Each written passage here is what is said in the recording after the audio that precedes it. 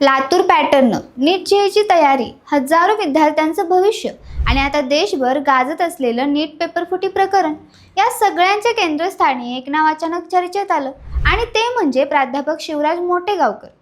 एकेकाळी केमिस्ट्रीचे उत्कृष्ट शिक्षक म्हणून ओळख निर्माण करणारा या व्यक्तीला केंद्रीय गुन्हे अन्वेषण विभाग अर्थात सीबीआयने अटक केल्यानंतर संपूर्ण महाराष्ट्रात मोठी खळबळ उडाली आहे.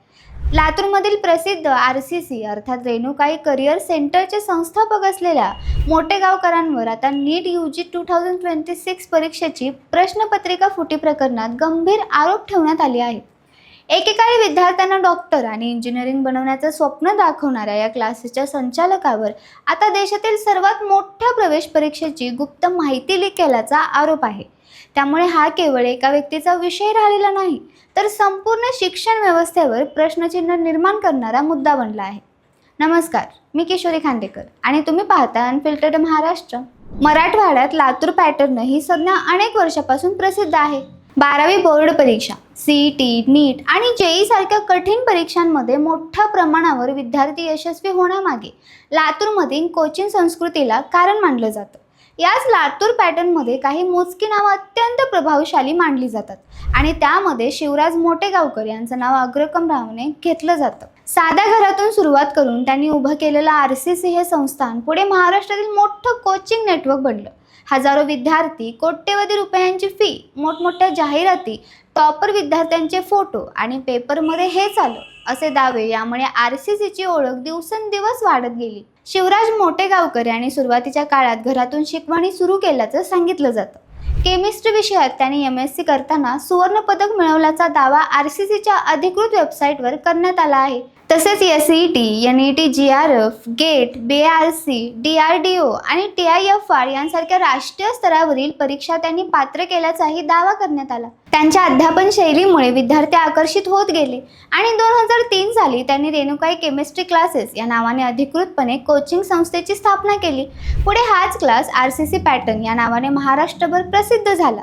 सुरुवातीला MSc परीक्षेच्या तयारीसाठी RCC ओळखलं जात होतं, पण पुढे नीट आणि JEE या राष्ट्रीय स्तरावरील परीक्षांचा प्रभाव वाढल्यानंतर RCCनेही आपलं नेटवर्क वाढवलं. लातूरपुरतं मर्यादित न राहता पुणे, नाशिक, नांदेड, छत्रपती संभाजीनगर आणि इतर शहरांमध्ये शाखा सुरू करण्यात आल्या. अनेक पालक आपल्या मुलांना डॉक्टर किंवा इंजिनिअरिंग बनवण्यासाठी RCCमध्ये प्रवेश मिळवून देण्यासाठी प्रयत्न करू लागले. लातूरमध्ये 11वी आणि 12वी विज्ञान शाखेसोबतच नीट JEEची तयारी करण्यासाठी RCC हे प्रमुख नाव बनलं. या क्लासेसमध्ये प्रवेश घेण्यासाठी विद्यार्थ्यांची मोठी गर्दी असायची. 11वीच्या विद्यार्थ्यांकडून अंदाजे 40,000 रुपये आणि 12वीच्या विद्यार्थ्यांकडून जवळपास 50,000 रुपये इतकी वार्षिक फी घेतली जात असल्याचं सांगितलं जातं. हजारो विद्यार्थ्यांच्या प्रवेशामुळे RCC ही केवळ कोचिंग संस्था राहिली नाही, तर एक मोठं शिक्षण ब्रँड बनलं. सोशल मीडियावरही शिवराज मोटेगावकर यांची मोठी उपस्थिती होती.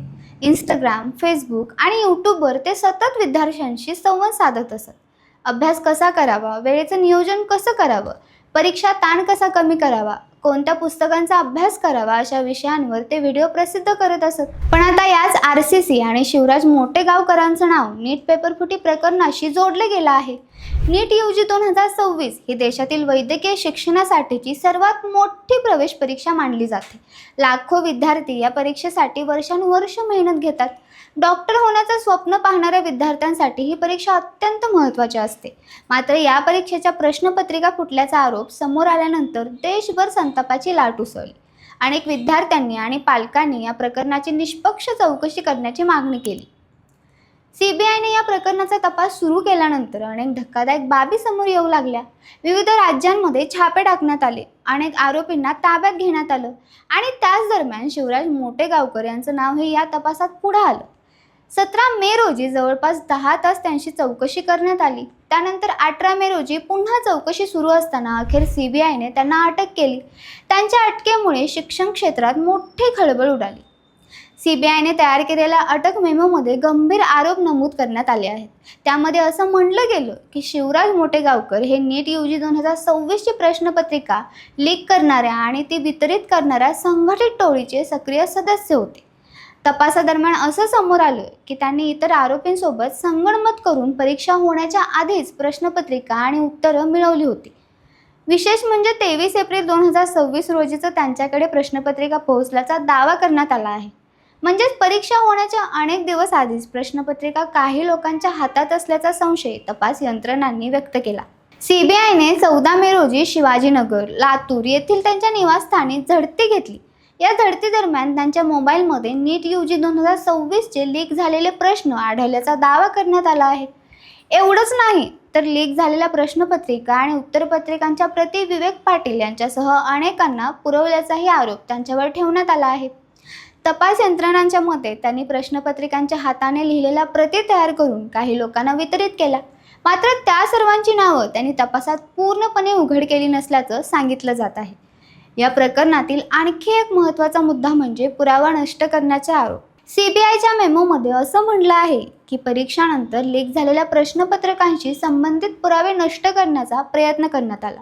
यामुळे तपास अधिक गंभीर बनला आहे. कारण जर हे आरोप सिद्ध झाले तर हा केवळ पेपरफुटीचा विषय राहणार नाही, तर विद्यार्थ्यांच्या भवितव्याशी खेळ केल्याचा गंभीर गुन्हा मानला जाईल.